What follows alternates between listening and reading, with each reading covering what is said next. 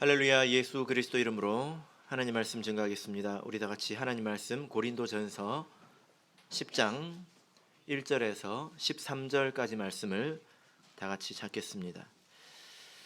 고린도전서 10장 1절부터 13절까지의 말씀을 저와 여러분이 한 절씩 교독하도록 하겠습니다. 고린도전서 10장 1절. 형제들아, 너희가 알지 못하기를 내가 원치 아니하노니 우리 조상들이 다 구름 아래에 있고 바다 가운데로 지나며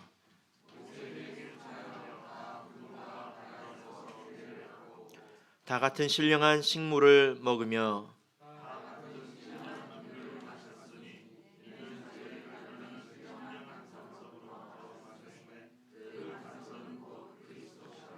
그러나 저희의 다수를 하나님이 기뻐하지 아니하신 고로 저희가 광야에서 멸망을 받았느니라.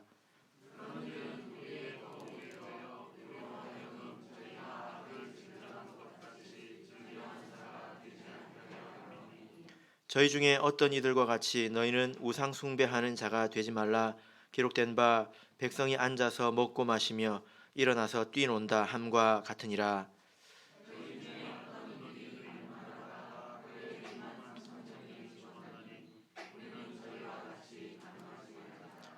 저희 중에 어떤 이들이 주를 시험하다가 뱀에게 멸망하였나니 우리는 저희와 같이 시험하지 말자.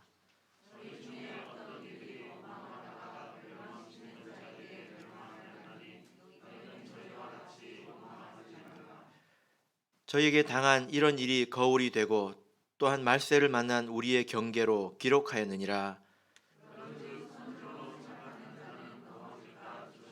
같이 읽겠습니다.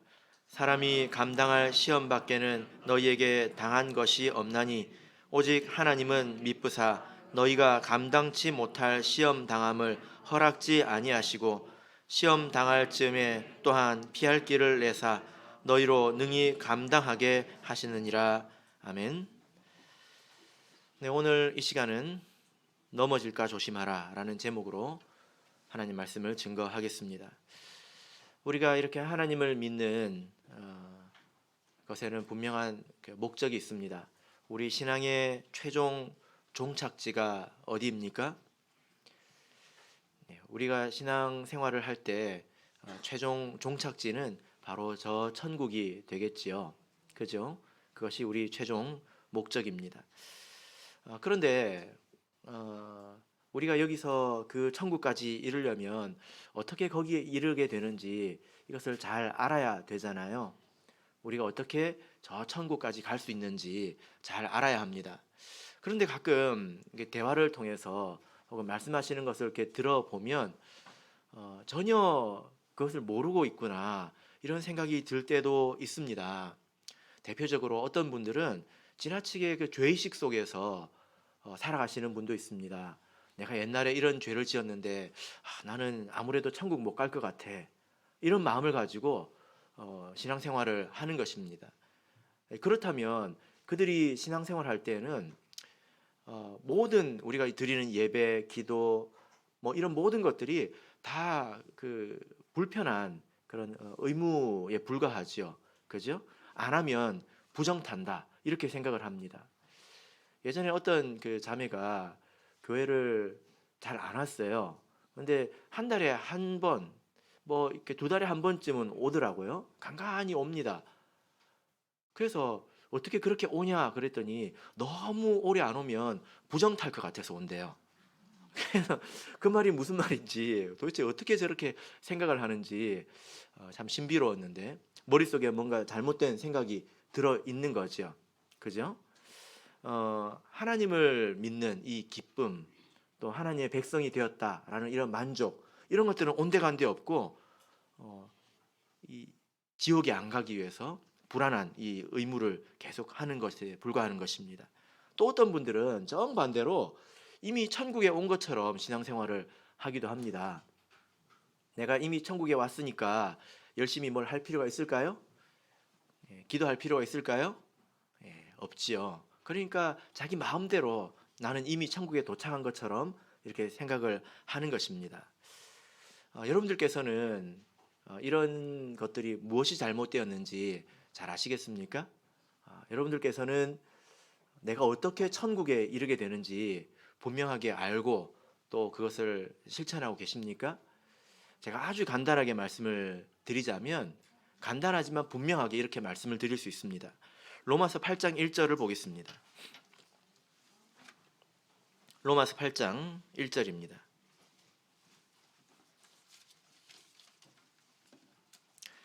로마서 8장 1절 같이 읽겠습니다. 시작. 그러므로 이제 그리스도 예수 안에 있는 자에게는 결코 정죄함이 없나니. 이 말씀을 보니까 그리스도 예수 안에 있는 사람에게는 정죄함이 없다, 이렇게 말씀하고 있습니다. 그러니까 그리스도 예수 안에 있는 사람은, 어떤 사람이 그리스도 예수 안에 있다면 그 사람의 죄는 죄로 여기지 않는다는 것입니다. 죄를 죄로 정하지 않는다는 거예요. 그래서 그 사람에게는 죄가 없기 때문에 당연히 천국에 가게 되겠죠. 그러면 누가 그리스도 예수 안에 있는 사람일까요? 어떤 사람이 그리스도 예수 안에 있는 사람입니까? 회개하고 예수 그리스도의 이름으로 세례를 받아서 우리는 예수 그리스도 안으로, 예수 그리스도에게 속한 사람이 됩니다. 그죠? 근데 세례를 통해서는 안으로 들어오는 거예요. 근데 지금 8장에서 말하는 것은 그 안에 머물러 있는 사람을 말합니다. 그러니까 내가 예수 그리스도 안에 들어오지도 않고 이 안에 머물 수 없는 거죠. 한번 생각해 보세요. 이 예배당 안에 우리가 지금 머물고 있지 않습니까? 이 예배당에 들어오지 않고 이 자리에 머물 수 있을까요? 어렵죠. 불가능하지 않습니까? 그런데 이 안에 들어왔다고 해서 다 이 자리에 머물고 있는 건 아니에요. 앞문도 있지만 여기 뒷문도 있지 않습니까? 앞문으로 와가지고 뒷문으로 나가는 사람이 있을까요, 없을까요? 머무르는 것은 들어오는 것과 다른 것입니다. 그래서 우리가 회개하고 예수 그리스도의 이름으로 세례를 받았다면 이 안에 머물 줄 알아야 되는데, 어떻게 하는 것이 머무는 것일까요? 자, 8장 4절을 보겠습니다. 8장 4절 읽겠습니다. 시작. 육신을 쫓지 않고 그 영을 쫓아 행하는 우리에게 율법의 요구를 이루어지게 하려 하심이니라. 여기서 보면 그 영을 쫓아 행하는 우리, 여기서 말하는 그 영은 성령을 말합니다. 그리스도 예수 안에 머물러 있다는 것은 우리가 약속의 성령을 받아서 성령의 인도하심을 따른다는 것입니다. 성령께서는 우리를 인도하시죠. 그죠? 하나님의 말씀을 듣게 하시고 또 우리 양심을 통해서 또 성경을 읽는 것을 통해서 여러 가지 깨달음으로 우리를 인도해 주십니다. 그래서 내가 내 육신의 그 요구를 따르지 않고 성령의 요구를 따라서 살아간다면, 그렇게 살아가기를 열심히 애쓴다면 그 사람이 이 안에 머물러 있는 사람이라는 거예요. 근데 주의하셔야 될 것은 이것입니다. 성령을 쫓아 행한다라는 말이 그 사람에게 죄가 없다는 말이 아닙니다. 쫓는다고 하는 것은 열심히 따라간다는 거예요. 열심히 추구하고 노력한다는 것이지 죄가 없다는 말이 아닙니다. 만약에 우리에게 죄가 없다면, 스스로 우리가 죄 없다 하면 요한 1서 말씀에 우리는 하나님을 거짓말하는 자로 만드는 것이다, 이 말씀 기억하십니까? 그리고 8장 1절을 보세요. 그리스도 예수 안에 있는 자에게는 정죄함이 없다고 했습니다. 죄가 없는 게 아니라 죄는 있는데 죄를 죄로 정하지 않겠다는 거예요. 하나님께서 그걸 못 본 척 하시겠다는 것입니다. 그죠? 그래서 만약에 우리가 성령을 쫓아 행한다면, 이 말씀을 여러분들께서도 아실 겁니다. 하나님 말씀을 들으면 찔리죠. 그 말씀을 찔리는 대로 그 말씀을 내가 따라가기 위해서 애를 쓰는 것입니다. 성경을 읽을 때 찔리지 않습니까? 또 이런저런 상황 속에서 내가 깨닫는 것이 있잖아요. 그것을 따라가는 게 성령 안에, 예수 그리스도 안에 머물러 있는 것입니다. 육신대로 살아가면 앞문으로 들어와서 계속 뒷문으로 나가려고 하는 거예요. 어떤 사람은 이 예배당 한가운데서 신앙생활을 하는 사람이 있지만, 어떤 사람은 이 문 밖으로 나갈까 말까, 나갈까 말까, 이렇게 신앙생활을 하기도 하는 것입니다. 그러다가 나가면 이제 그리스도 예수를 떠나게 되는 것입니다. 만약에 우리가 성령을 쫓아서 살아간다면 한 해 한 해 우리가 달라질 거예요. 상당히 거룩해져 갈 것입니다. 그러나 그렇다고 해서 죄가 없다는 것은 결코 아닙니다. 예수님께서 이런 말씀을 하셨지요. 애통하는 자에게는 복이 있다. 저희가 위로를 받을 것이다. 우리가 성령의 인도를 따르다 보면 나는 아직도 이 모양인가? 내가 아직도 부족하네? 스스로 애통하게 된다는 말입니다. 그러면 하나님께서 그런 자에게 위로를 주십니다. 우리가 이렇게 그리스도 예수 안에 머물러 있을 때에 우리가 천국에까지 이르게 되는 것입니다. 우리 성도님들께서는 다 이렇게 알고 계시죠? 혹시 내가 죄가 많은데 열심히 신앙생활을 하면서도 하나님의 인도를 따라가면서도 내가 할 수 있는 대로 최선을 다하면서도 죄의식 속에서 살아가고 계시진 않습니까? 그것은 하나님의 뜻을 잘 모르는 것입니다. 혹여 또 천국에 도착한 것처럼 살고 계신 분은 안 계십니까? 그것은 앞문으로 들어와서 뒷문으로 나가면서 여전히 내가 이 안에 들어왔다 하고 착각하고 있는 것입니다. 바라옵기는 우리 모든 성도님들께서 바른 믿음을 가지고 신앙생활 하시기를 진심으로 바랍니다. 제가 감사하는 것은 여러분들께서 다 모르는 척하고 이렇게 앉아 계시지만 사실은 다 알고 계신 것을 알고 있습니다. 대부분 다 알고 계신다고 생각을 하고 그렇지 이렇게 다시 확인을 하셨을 텐데요. 그래서 제가 여러분들의 믿음에 대해서 하나님께 감사하고 있습니다. 그러나 우리가 조심해야 될 것이 있는데 우리가 조심해야 될 게 뭐냐면 세월이라는 것을 조심해야 합니다. 참 이 세월이 무섭습니다. 사람이 참 쉽게 무뎌지지 않습니까? 화장실 들어가기 전과 나온 후가 상당히 다르죠. 그런 것처럼 내가 왜 이렇게 달라졌나 생각을 해보면 세월이라는 것이 있다는 것입니다. 제가 청년 시절에 처음 그 신앙생활을 시작했을 때에 교회에서 좀 문제를 일으키는 분이 있었는데 나중에 제가 들어보니까 그분이 한때 젊었을 때 얼마나 열심히 또 순수하게 열정적으로 기도하고 또 교회를 섬겼는지 그 이야기를 듣고 깜짝 놀랐던 적이 있었습니다. 어떻게 그렇게 열심히 할 수 있었을까? 할 정도로 열심히 했는데 세월이 지나고 나니까 도리어 교회를 회방하고 믿음이 식어지고 이렇게 되어버렸더라는 거예요. 그래서 제가 어떻게 저렇게 사람이 변할 수 있지? 놀란 기억도 있지만 한편으로 두려운 마음이 들었습니다. 어떻게 두려운 마음이 들었을까요? 아니 그렇게 열심히 하던 사람이 저렇게 되었다면 나는 그럼 어떻게 된다는 거지? 나는 어떻게 될까? 수십 년 후에 나는 어떤 사람이 되어 있을까? 그런 두려움이 저에게 청년이었을 때 있었습니다.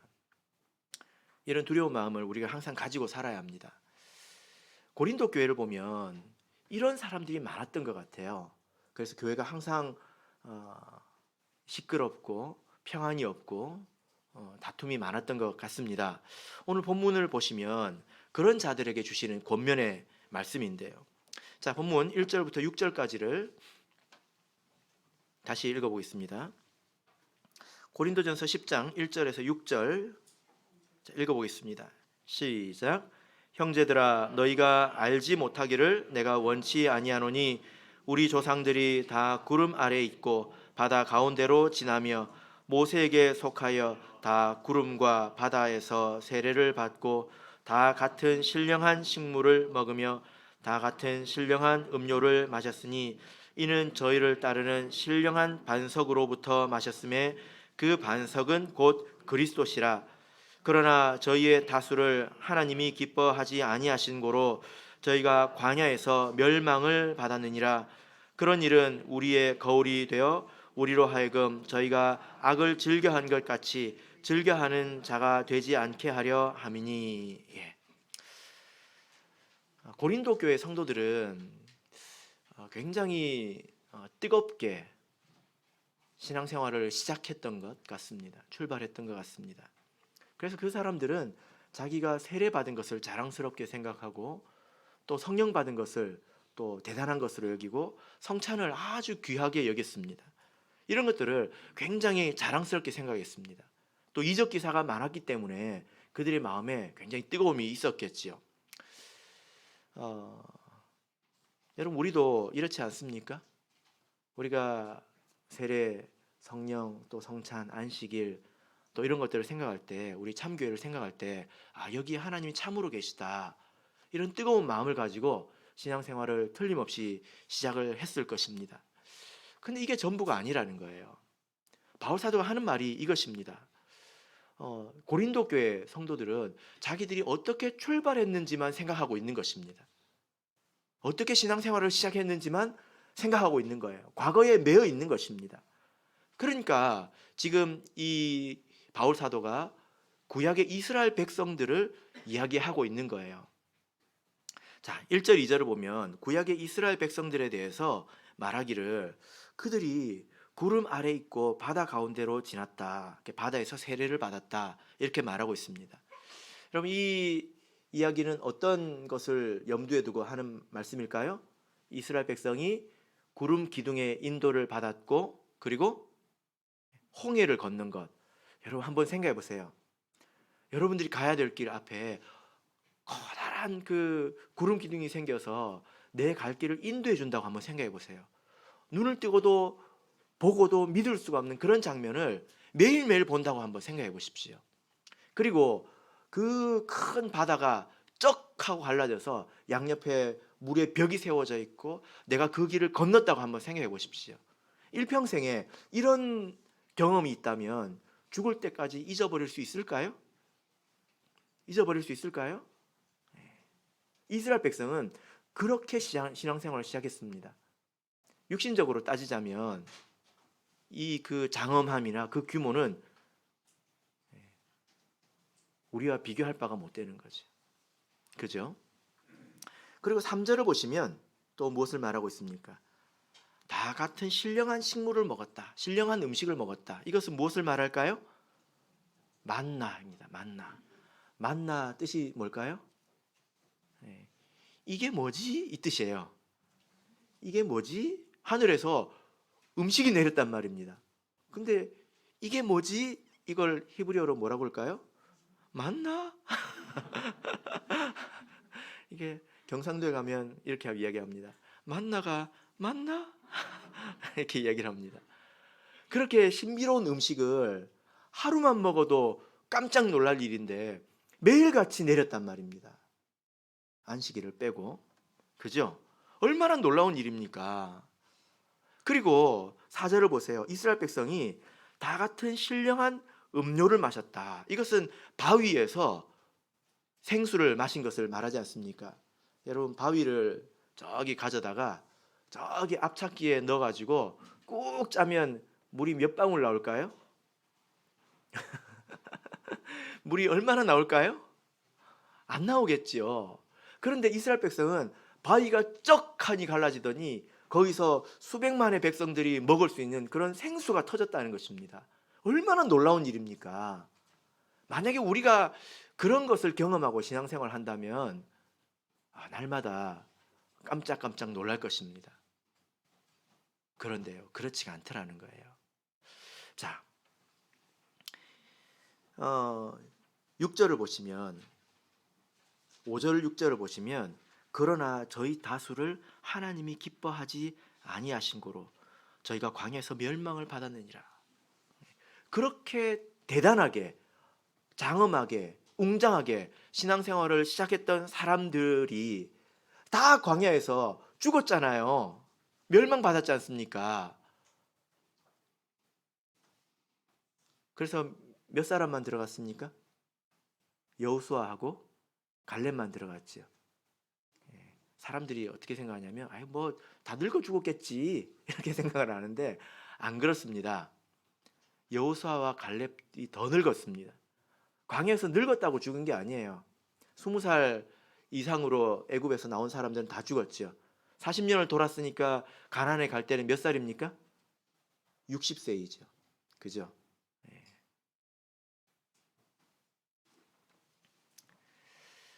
그 사람들이 은혜를 저버렸다는 것입니다. 그리고 세월에 무뎌져서 감사가 사라지고 여러 가지 시험과 올무에 빠져서 그 믿음을 저버렸다는 거예요. 그래서 버림을 받았다는 것입니다. 그래서 6절에서 그런 일들은 우리의 거울이 된다 이렇게 말씀하고 있습니다. 또 11절 보실까요? 저희에게 당한 이런 일이 거울이 되고 또한 말세를 만난 우리의 경계로 기록하였느니라. 이런 일들이 우리에게 거울이 된다는 것입니다. 고린도 교회 성도들에게 이야기하는 거죠. 그죠? 그들이 원체 은혜롭게 신앙생활을 출발했다 보니까 자기들은 대단한 것처럼 생각하고 오만방자하게 신앙생활을 했는데 이스라엘 사람들이 광야에서 죽은 것을 보면서 너희들은 보고 배우는 것이 없느냐 이렇게 이야기하고 있는 것입니다. 이것은 우리도 마찬가지지 않겠습니까? 그렇지 않겠습니까? 제가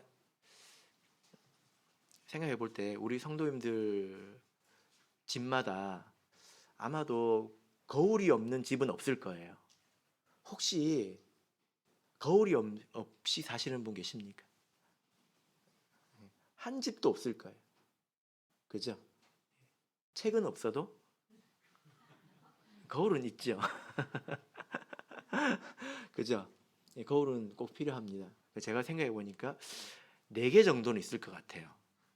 화장실에 하나. 제가 안 가봐도 압니다.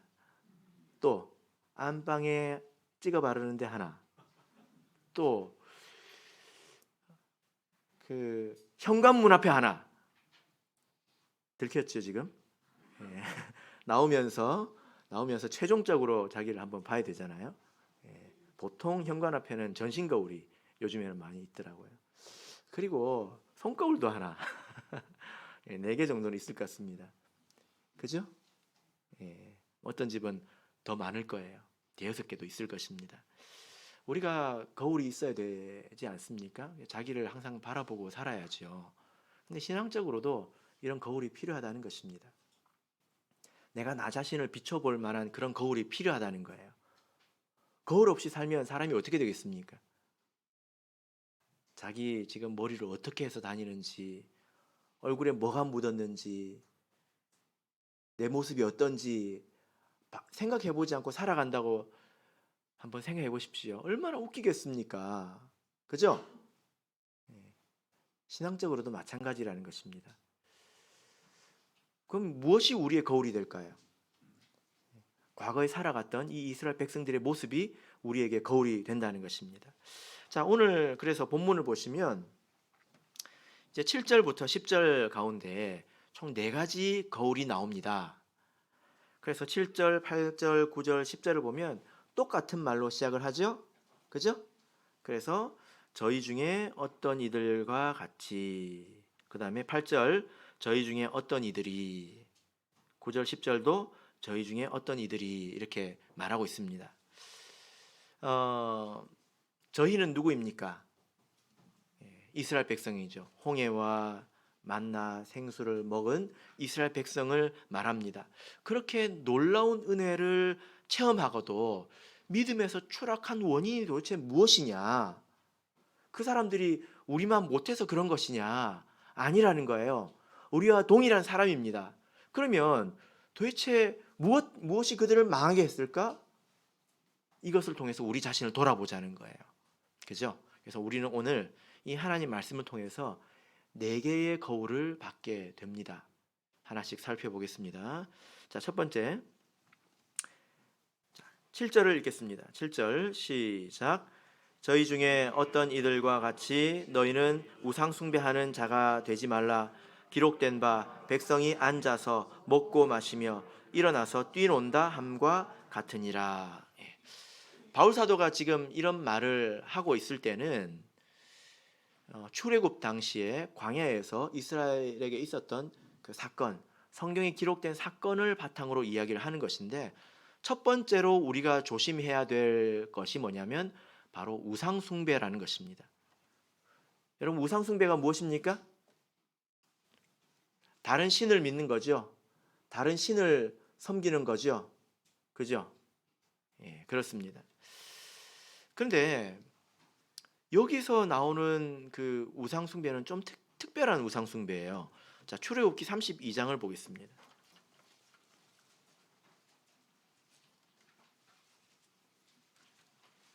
출애굽기 32장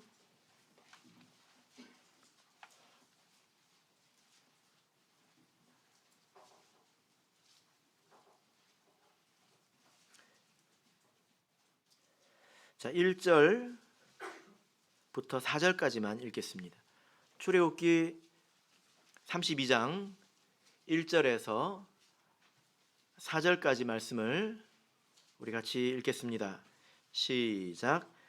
백성이 모세가 산에서 내려옴이 더딤을 보고 모여 아론에게 이르되 가로되 일어나라, 우리를 인도할 신을 우리를 위하여 만들라. 이 모세 곧 우리를 애굽 땅에서 인도하여 낸 사람은 어찌 되었는지 알지 못함이니라. 아론이 그들에게 이르되 너희 아내와 자녀의 귀에 금고리를 빼어 내게로 가져오라. 모든 백성이 그 귀에서 금고리를 빼어 아론에게로 가져오매 아론이 그들의 손에서 그 고리를 받아 부어 각도로 새겨 송아지 형상을 만드니 그들이 말하되 이스라엘아, 이는 너희를 애굽 땅에서 인도하여 낸 너희의 신이라 하는지라. 자, 여러분, 여기 보면 이스라엘 백성이 우상 숭배를 한 것을 이야기를 하고 있는데, 지금 이스라엘 백성이 누구를 섬기자고 하고 있습니까? 우리를 애굽 땅에서 인도하여 낸 그 신을 섬기자라고 말하고 있습니다. 지금 바알이나 아세라나 그런 부처나 그런 신을 섬기자고 하는 게 아닙니다. 누구를 섬기자고 하고 있습니까? 여호와 하나님을 섬기자고 하고 있습니다. 그런데 그렇게 섬길 때 어떻게 섬기고 있습니까? 자기 마음대로 형상을 만들어 가지고 이 형상이 그 하나님이다 이렇게 말하고 있잖아요. 그죠? 이게 우상숭배라는 것입니다.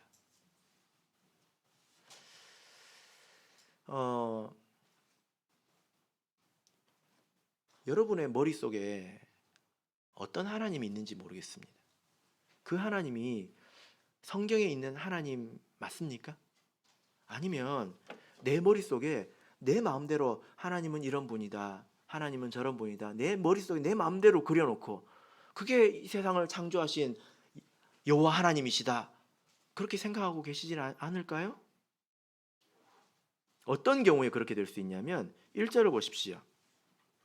1절을 보면 우리를 인도할 신을 우리를 위하여 만들라 이렇게 말하고 있습니다. 누구를 위하여 만들라고 말하고 있습니까? 우리를 위하여. 이런 경우에 우리가 그렇게 될 수 있습니다. 내가 신앙생활을 하는 것은 하나님의 인도를 따르는 것입니다. 하나님의 부르심을 받아서 하나님의 인도를 따라서 내가 살아가는 것입니다. 그런데 어떤 사람들은 신앙생활을 할 때 하나님의 인도나 하나님의 부르심을 따르는 게 아니라 내 마음대로 믿어요. 그리고 내 필요에 따라서 믿습니다. 요즘 좀 컨디션이 안 좋은 것 같은데 하나님께 가서 기도해야지. 그 모습만 딱 놓고 보면 되게 거룩해 보일 수도 있습니다. 어려운 일이 있을 때 찾아와가지고 간절히 빌고 눈물 흘리면 그 모습은 되게 아름다워 보일 수 있다는 거예요. 전체적으로 보면 그 사람은 자기를 위해서 내가 필요할 때 내 입맛에 맞는 하나님을 믿으려고 하는 것입니다.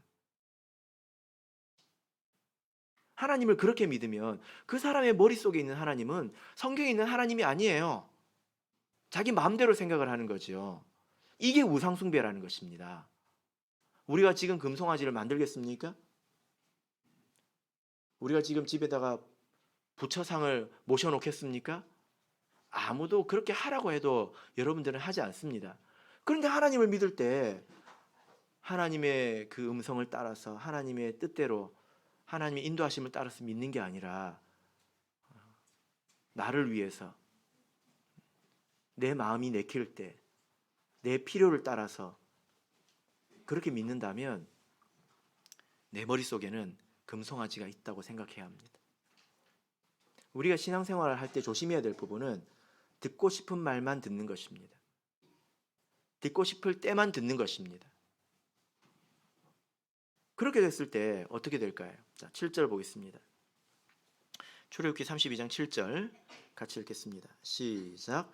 여호와께서 모세에게 이르시되 너는 내려가라. 내가 애굽 땅에서 인도하여 낸 내 백성이 부패하였도다. 자, 여러분 이 말씀을 잘 읽어보십시오. 하나님의 진노는 이런 식으로 나타납니다. 이스라엘 백성을 애굽에서 인도하신 분이 누구입니까? 10가지 재앙을 베푸시고 홍해를 갈라서 구름 기둥으로 인도하여 내신 분이 누구입니까? 하나님이시죠. 그럼 여기서 뭐라고 말합니까? 모세, 네가 애굽 땅에서 인도하여 냈지 않냐? 하나님이 내가 안 했다고 이야기를 하고 있습니다. 그리고 누구의 백성이라고 말하고 있습니까? 네 백성이라고 말하고 있습니다. 모세야, 네 백성이라고 말하고 있습니다. 불과 얼마 전에 출애굽기 19장에서 너희가 내 말을 들으면 열국 가운데서 내 백성이 되고 제사장 나라가 될 것이다. 이렇게 나의 백성이 되리라. 이렇게 약속을 하셨거든요. 근데 내 백성이 아니라는 거예요. 누구의 백성이라고 하고 있습니까?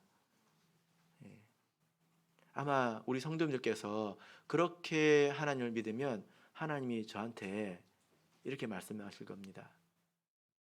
야, 네 신도, 네 교회 신도 좀 잘 좀 해라. 하나님의 백성이 아닌 것처럼 그렇게 이야기할 것입니다. 여러분 이것이 참 두렵지 않습니까? 내가 내 마음 내키는 대로 하나님을 믿으면 하나님이 네가 어떻게 나의 백성이냐? 어떻게 나의 종이냐? 어떻게 나의 나라가 되느냐? 이렇게 말씀하신다는 거예요. 이것이 참으로 두려운 것입니다. 그래서 우리가 인생 가운데 때로 하나님의 은혜가 필요할 때가 있고 갈급할 때가 있잖아요. 그때 나의 하나님이라고 부르려면 평소에 하나님을 나의 하나님으로 믿고 그 인도하심을 따라서 가야 하는 것입니다. 우리가 이것을 조심해야 합니다. 자, 이제 본문으로 돌아가겠습니다. 8절입니다. 고린도전서 10장 8절 읽겠습니다. 시작. 저희 중에 어떤 이들이 간음하다가 하루에 23,000명이 죽었나니 우리는 저희와 같이 간음하지 말자. 두 번째 조심해야 될 것이 무엇입니까? 간음. 두 번째 거울은 이 간음이라는 것입니다. 자, 그 내용은 23,000명이 죽었다 이런 표현을 통해서 볼 때 민수기 25장에 있는 이스라엘 백성이 모압에서 그 여인들과 간음한 그 일들을 말하는 것으로 보입니다. 그런데 여러분 한번 생각해 보세요. 이렇게 집단적으로 간음을 행했다고 하는 것은 굉장히 놀라운 일이지 않습니까?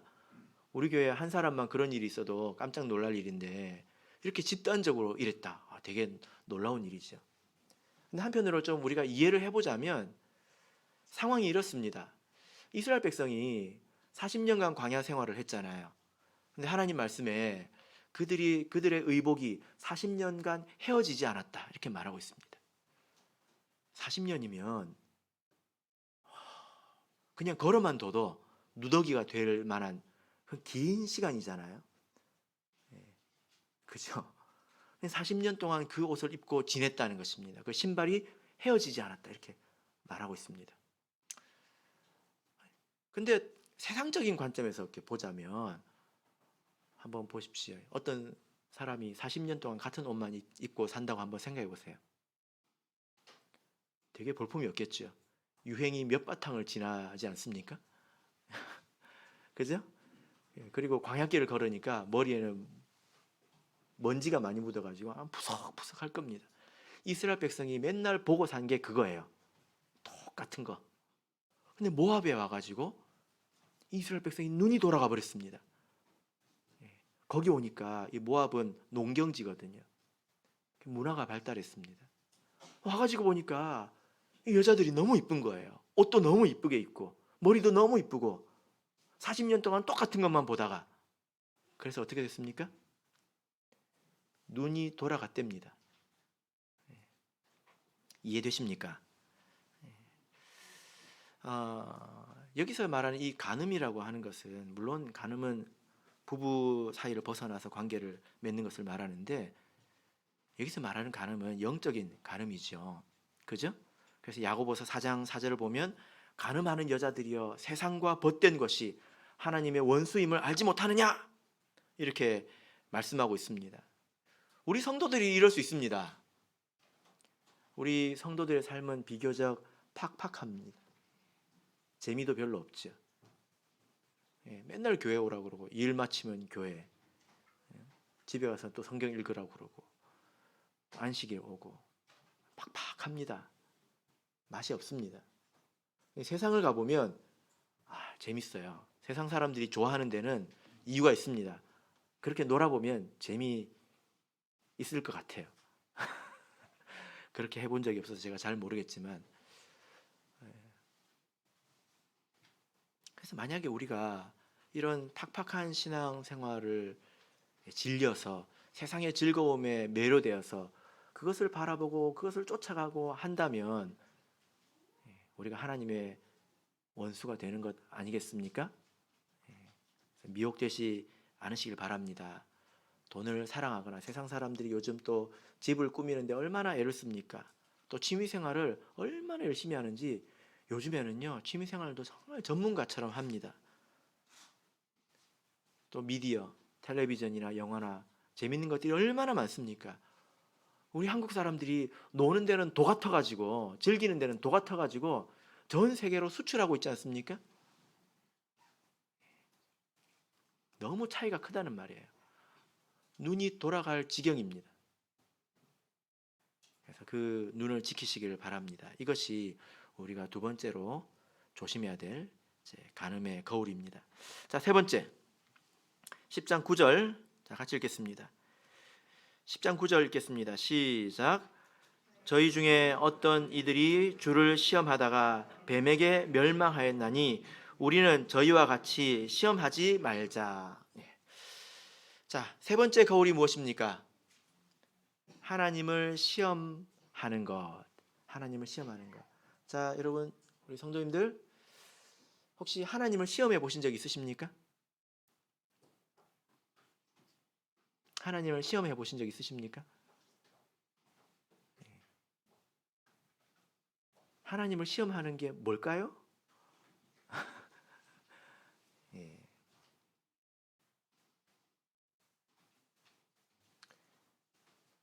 마가복음 16장에 보면 믿는 자들에게는 이런 표적이 따르리니 무슨 독을 마셔도 해를 입지 않는다. 무슨 독을 마셔도 해를 입지 않는다. 그래? 한번 마셔볼게요. 쥐약을 먹었습니다. 뭐 어떻게 될까요? 예? 해를 안 받는다며 이제 죽어요. 예.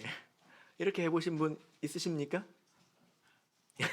다 살아계신 거 보니까 안 해보셨네. 하지 마세요. 그 뜻이 아니에요. 그 뜻이 아닙니다. 자, 여기서 하나님을 시험한다라는 말을 보면 여기 뱀에게 멸망했다라고 말하고 있습니다. 뱀에게. 그래서 광야에서 이스라엘 백성이 뱀에게 그 고통을 받은 적이 있거든요. 그때 보면 사실 내용은 원망입니다. 그들이 원망했습니다. 근데 어떻게 이게 하나님을 시험한 것이 되는가? 이 내용에 대해서 시편 78편에서 잘 말씀을 해주고 있습니다. 시편 78편입니다. 우리가 하나님을 시험하는 게 뭔지 모르면 내가 시험을 하면서도 모를 거 아니에요. 그죠? 시편 78편 12절부터 20절까지 말씀인데요. 우리는 16절부터 20절까지를 읽겠습니다.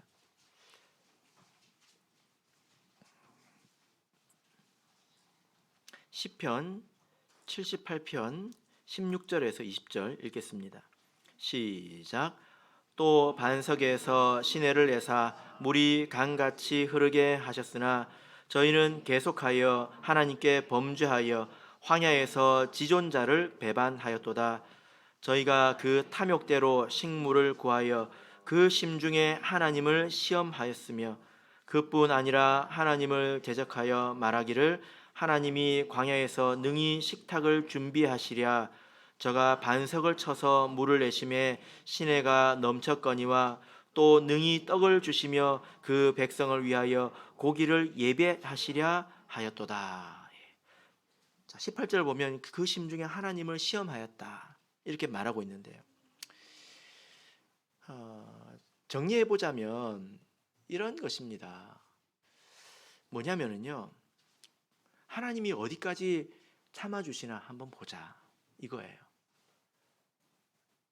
사실 우리가 잘 알고 있습니다. 자녀들이 부모한테 그러잖아요. 지금 부모님의 기분이 안 좋은 걸 압니다. 내가 지금 잘못하고 있다는 걸 알아요. 압니다. 그런데 계속 가죠. 그럼 속으로 어떻게 생각할까요? 어디까지 참아줄까? 계속 한 발 한 발 한 발 한 발 나가보죠. 이런 거를 전문 용어로 뭐라고 하죠? 간 본다고 하지 않습니까? 부모님이 어디까지 참아주나 한번 가보자. 잘못하고 있는 걸 압니다. 또 언제까지 참아주나 한번 보자 하고 계속해요.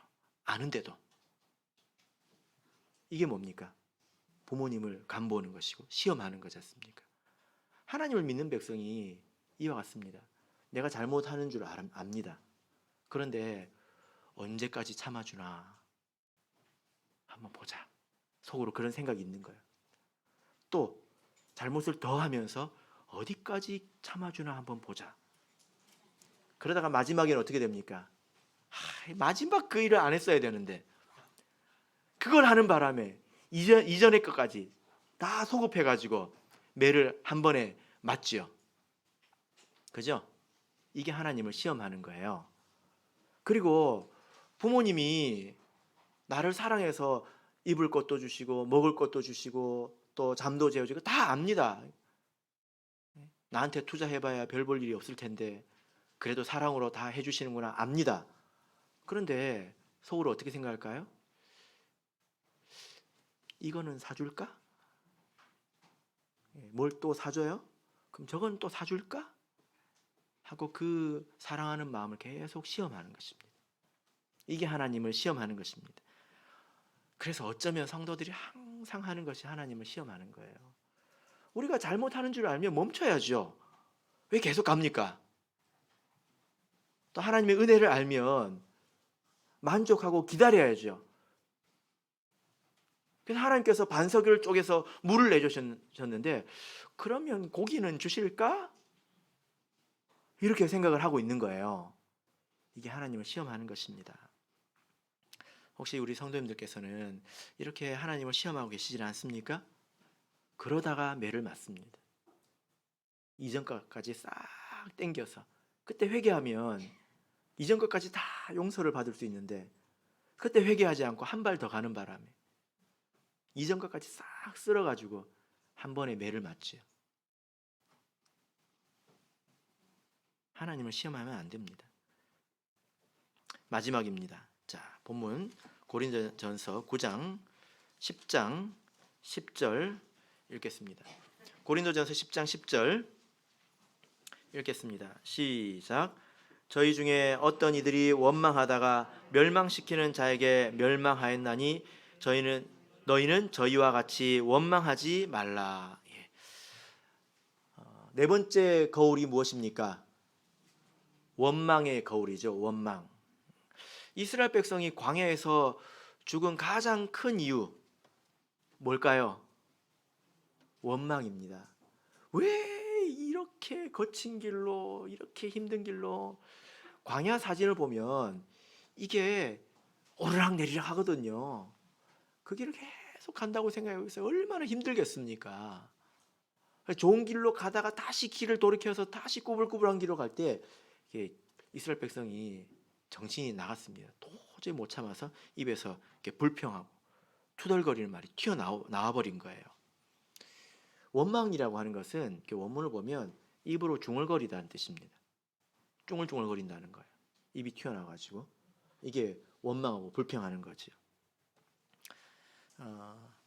지금 우리 성도님들의 어떤 자신의 삶을 한번 생각해 보십시오. 좀 어려움이 있으십니까? 예. 또 그것으로 인해서 혹시 원망하거나 또 불평하고 계시지는 않습니까? 우리가 다 알잖아요, 그죠? 하나님께서 우리에게 이런 일을 주신 데는 다 이유가 있고 또 뜻이 있습니다. 그것을 믿고 견디고 기다려야 되는데 불평이 터져 나오는 거예요. 13절 보겠습니다. 13절 읽겠습니다. 시작. 사람이 감당할 시험 밖에는 너희에게 당한 것이 없나니 오직 하나님은 미쁘사 너희가 감당치 못할 시험 당함을 허락지 아니하시고 시험 당할 즈음에 또한 피할 길을 내사 너희로 능히 감당하게 하시느니라. 하나님은 이렇게 분명한 이유와 목적을 가지고 또 우리가 감당할 만큼의 시험과 어려움을 주십니다. 이것을 우리가 믿어야 합니다. 이스라엘 백성을 통해서 우리가 믿어야 합니다. 어떤 조각가가 있었는데요. 이 조각가가 나무를 잘라서 다듬었습니다. 막 구멍도 막 뚫었어요. 나무가 아프겠지요. 이 나무가 불평을 했습니다. 왜 나를 이렇게 못 살게 구냐? 왜 허건날 구멍만 뚫어제끼냐? 하고 불평을 계속 했습니다. 그래도 이 조각가가 묵묵히 계속 이 나무를 깎고 만졌어요. 다듬었어요. 근데 이 나무는 계속 불평을 했습니다. 그리고 결국에 무엇을 탁 만들었는데요. 무엇을 만들었을까요? 구멍이 숭숭 뚫린 피리가 나왔습니다. 그래서 굉장히 아름다운 소리를 내었습니다. 그리고 하는 말이 생각해봐. 너한테 구멍이 없으면 뭐가 될까? 여러분 피리에 집에 리코더 있죠? 거기에 구멍이 없으면 뭐가 될까요? 뭐죠 그게? 뭘까요 그게? 몽둥인가요? 너에게 구멍이 없으면 너는 나무 짝대기에 불과하단다. 그 구멍 하나가 적절한 위치에 적절한 크기로 뚫렸을 때 그것이 하나의 음을 내지 않습니까? 그것이 여러 개가 뚫렸을 때 아름다운 음악을 연주할 수 있게 되는 것이거든요. 하나님께서 사람들에게 고난을 주실 때는 그 고난을 통해서 하나의 음을 내시려고 하시는 것입니다. 그래서 우리가 그것을 믿고 기다리고 인내하고 받아들여야 합니다. 그래서 우리가 불평하고 원망하면 그 기회를 놓쳐버린다고 하는 것입니다. 조각가가 이 나무를 못 쓸 정도로 부려버릴 정도로 그렇게 구멍을 뚫겠습니까? 세상에 그런 조각가는 자격이 없는 거죠.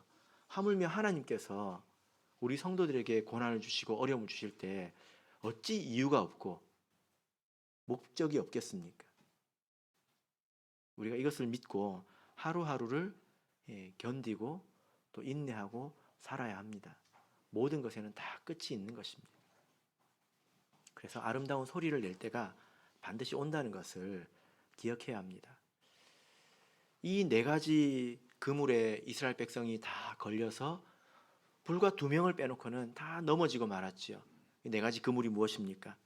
우상 숭배의 그물, 간음, 또 주를 시험한 것, 또 원망한 것. 이 4가지 그물입니다. 그런데 이것이 오늘 우리에게는 4개의 거울이 되어서 나 자신을 돌아볼 수 있게 해주는 하나님의 은혜의 말씀이 된 것입니다. 바라옵기는 저와 여러분께서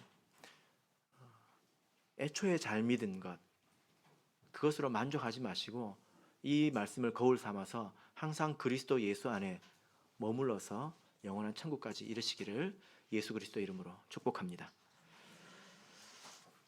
우리 다 같이 찬송하겠습니다. 511장 찬송하겠습니다.